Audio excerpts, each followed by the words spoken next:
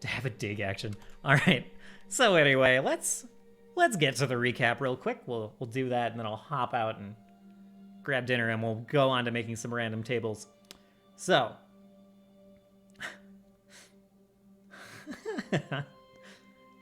whichever edition you play, friend. That's very wholesome, actually.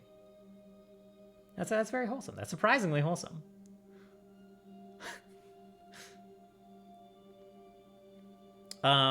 So, last time, you may recall that the party, resolved some business with some pirates and enemy navy that had blockaded the bay and were demanding some pretty harsh trading. I'm in the wrong. There we go. Pretty harsh, like, trade agreement. Basically trying to do so by force. The party was able to go and meet with them, and the Emperor of Eden, Solus, one of the players, one of the previous player characters now, we'll get to that in a minute, parlayed with them and was able to come up with a better deal, which we talked about last time. Short version is I probably made it a little too easy for them to come up with a deal. Probably there were 2 enemy NPCs there, and one of them could have been the one that was targetable as, like, to make a friend, and the other one was just going to be a jerk, no matter how well you rolled on the charisma checks, right? No K Freezy, no I am not. Confirmed. I have a clip that confirms this, or at least affirms this. You can check it out if you want. So they made this better trade deal, basically providing aid to one of the island nations invading Manju to, like, help them rebuild a little bit, help give them a more stable place in the world, and kind of the same for Remelad, the other island. And so they went back to Eden with that accomplished, with that new trade deal set up. You know, they do when they if you have a clip affirming that, then suddenly you need a clip affirming that. It's weird how it's kind of a little bit circular, you know? It's kind of strange. You call me Dr. Bones. All right. The next thing on the party's plate was, there's this thing over here, over in the east, on the other side of the mountains, called the Rot. They thought it was quite... They being Eden, the city that the party is from, they kind of thought it was far enough away that it wasn't going to cause problems. It was, like, on the radar as an issue, but not really an immediate one. It was, like, kind of making some of their farmland not so great, some game land not so great, and, you know, occasionally killing some of their farmers. But they've had a lot going on in Eden, so it wasn't really high priority. It was a slow burn. Until suddenly the rot started spreading down this river.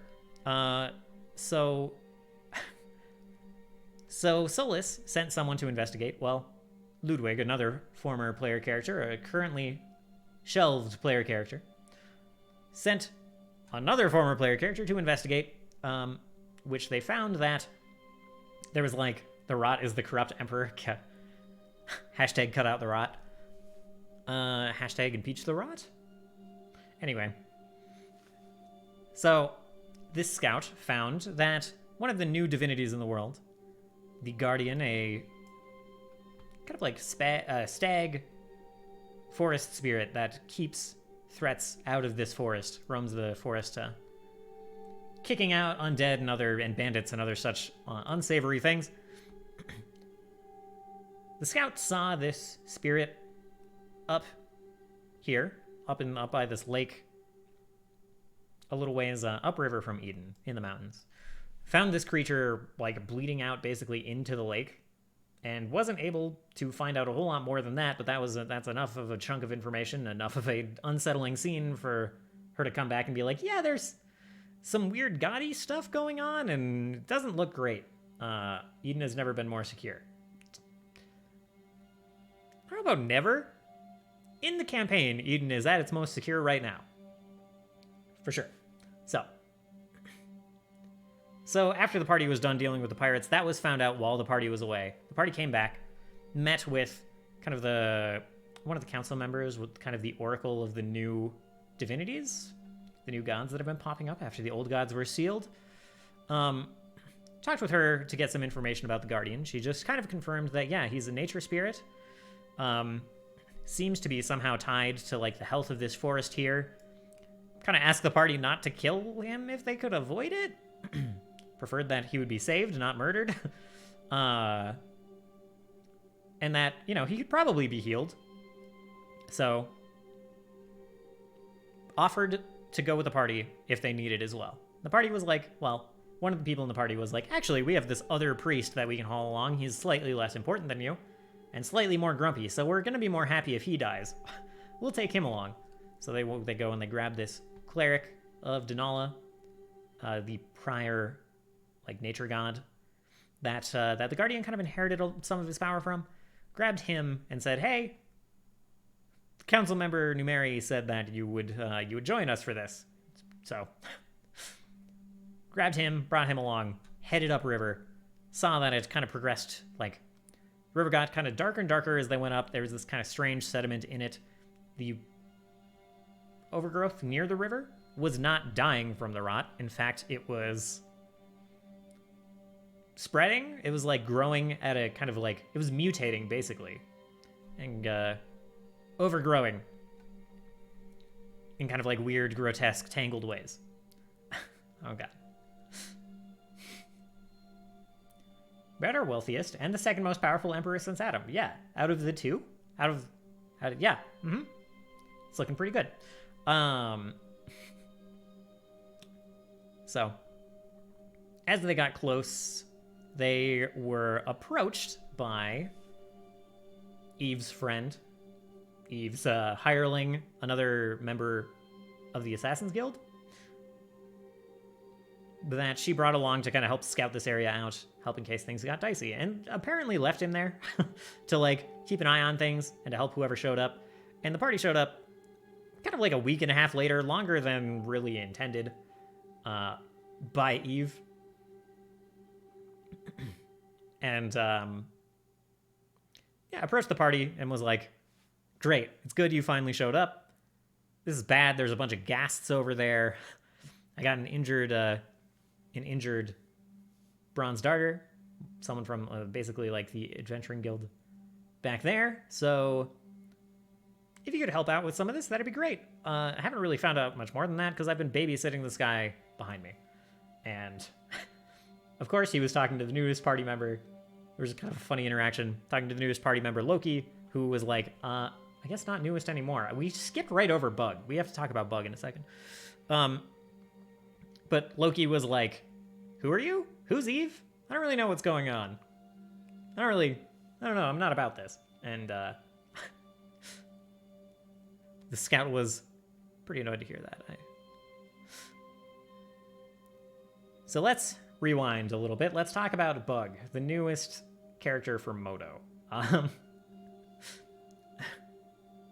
There's a glitch in the Matrix. Yeah, so Bug is Moto's new character, stowed away in Sonus's backpack at some, like, some unknown time for some unknown reason and consumed all of his rations. Sometime since he got, probably since they were on shore over here, like walking over to the farm or back from the farm or maybe from the boat, who knows? Maybe while they were on the other pirate ship. But this kobold creature wearing a spider mask crawled into Sonus's bag, ate all of his rations, and popped out to eat some more food while they were in the palace. Sonus was quite freaked out. Wait, why am I...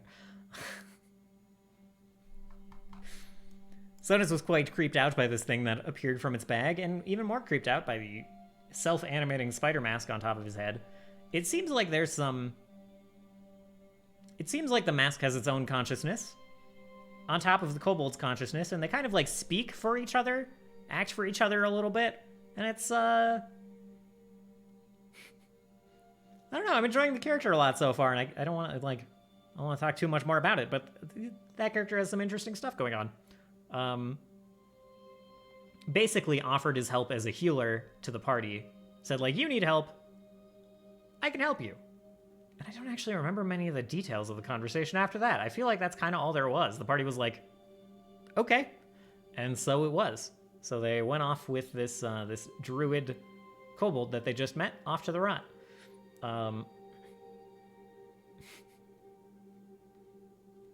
So he's traveling along with the party now instead of Solus. Cam, thank you for giving that gift sub to Vimson. Thank you for the 133rd gift sub.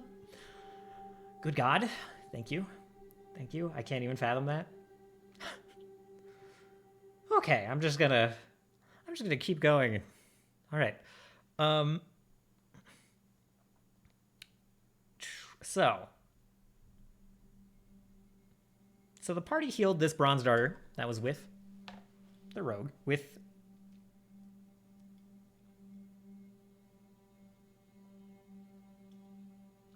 oh my God, I forgot his name. It's written down somewhere, but left the bronze darter, left the adventurer with the assassin friend of Eve's, and headed off east to like figure out where this guardian is, where this bleeding god is at. And on the way, they found a couple of leshies on the ground that they haven't interacted with too much yet. This was actually right at the end of the session. They found a couple of leshies on the ground. This is after a brief attack by a single ghast. Found a couple of leshies on the ground that looked cut up, but were still intact, which kind of implied that they were still alive. To the more nature-oriented, primal-oriented people in the group. A leshy? What is a leshy? A leshy is a plant spirit, a plant creature. One of the new ancestries in the game. Let's see. Oh, goodness. This is not the art I was looking for. Why is that a thing? Hold on. Let's just... All right. So I don't know where this art comes from, but this is... they're plant spirits. They're plant creatures. This one appears to be wearing a Teemo face. Yeah, Leshy with a Y. They kind of look, a little bit like this. They're creatures made of, like pine cones and leaves and things. They're quite small. That's so great. Yeah. Oh, they're in Witcher. I see. Yeah. The name is in other games as well.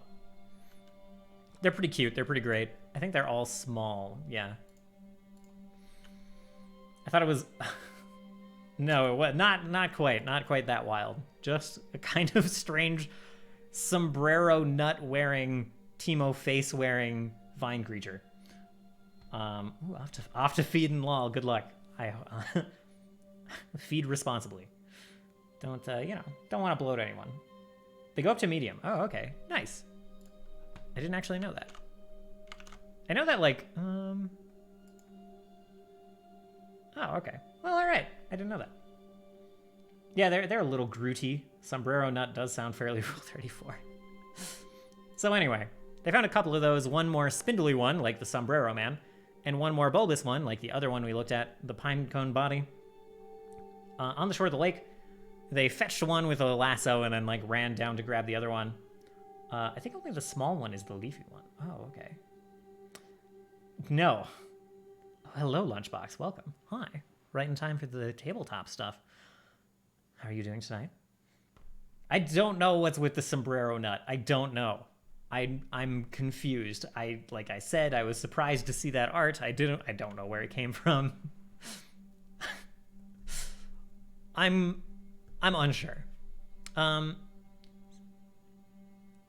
As they were retrieving this other one, though, this other Leshy, a rather large flying creature dive-bombed them out of the sky. They saw this earlier. They saw a glimpse of it, but they didn't really register what it was. But it came flying out of the sky, took a swipe at one of the party members' shields, and as they, it landed on the ground, they got a better look at it. It is a Sphinx that has been inflicted with ghast fever and has mostly succumbed to it a little bit. Still has the ability to talk, apparently, but has succumbed to the ghast fever and had its, it was a little bit in a state of decomposition, and, yeah. So, that was the last scene of the session, was getting attacked by this Sphinx, and it basically saying, we don't need more interlopers here. Get out of here. No more of your kind are going to see the Guardian. And that was the line we hung on. Although one of the party members wanted to shoot a lightning bolt into its side, so that's probably how we're going to open. So yeah, that seems not good. It's, you know, we'll see. We'll see how it goes. I'm excited to continue. There's not too much more I really need to prep for it. I have the combat sheets I need for next session. I'll probably need to make a couple of ghasts, a couple of smaller ones, lower level ones, but scaled up slightly from the base level 2 ghasts. Need a little more oomph to them, really. But that's where we're at. And it took...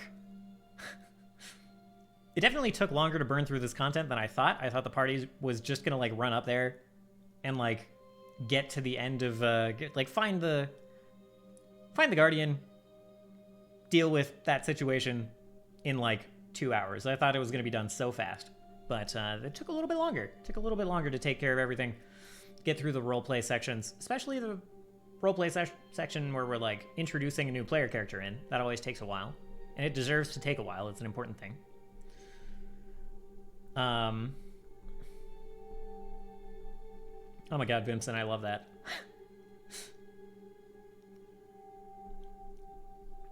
Yeah, they certainly took their time with a lot of it, and it was cool. Glad I put enough like little hitches in their way to make them think a little bit. It was nice. It was nice as they went along. So we'll see how that resolves on Thursday. That is when the actual play is. And for now, I don't actually have that much more prep I need to do. Like I said, have the sheets kind of done, have everything kind of done. So maybe, I think I just update some of my rollable tables is what I do. That's kind of what I had planned for today, especially like the known NPC tables. Do I have this on repeat? They're all on repeat. Whoops. Whoops, whoops, whoops. They come that way by default. Interesting. Meanwhile, we're just checking out some of this. Some of these music packs that I installed for Foundry. Okay. And now I will catch up on chat a little bit.